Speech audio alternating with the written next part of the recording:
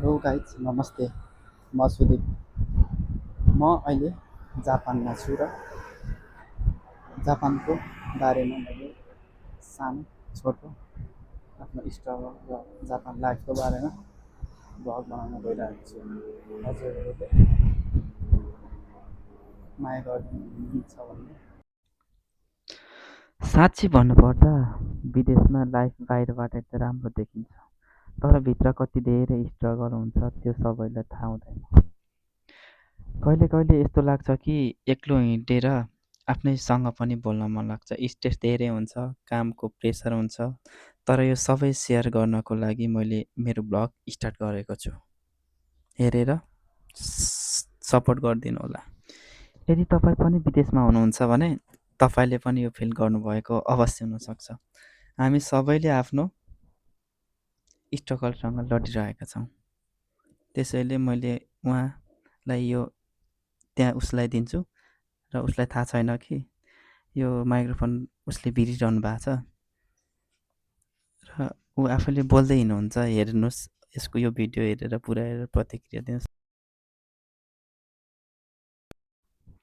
Video मन पर्यो भने लाइक कमेन्ट सेयर गर्न बाजेले पनि नभुल्नु होला। हाम्रो नेपालको जस्तो झोला बोकेर हिँड्ने बुढाले कहाँ किन्दैछ यस्तो झोला?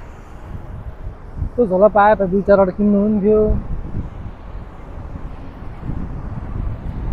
झोला त मेरै जस्तो छ त।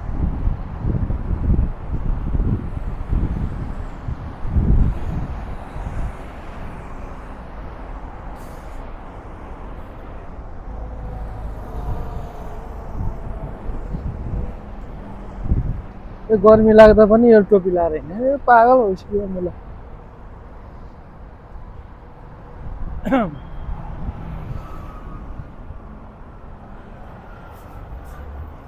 फेरि बाजेले फेरि साइकल चाहिँ कतिको स्पिडमा हाल्ने गयो उताबाट।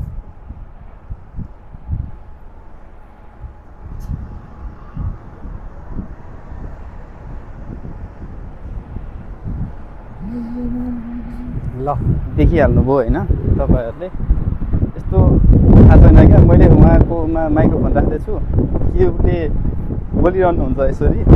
अब यो कामको स्ट्रेसले हो हेर्नु, त्यही भएर अलिकति आफ्नो ख्याललाई पनि यसो सबैजनाले अलिकति राम्रो तरिकाले ख्याल गर्नु होला भन्न चाहन्छु। ल आजलाई यति नै, मेरो फर्स्ट स्टार्टिङ हो आजबाट। यस्तै यस्तै अब हेर्नलाई तपाईँहरूले सब्सक्राइब, लाइक, कमेन्ट, सेयर गर्नु होला। धन्यवाद।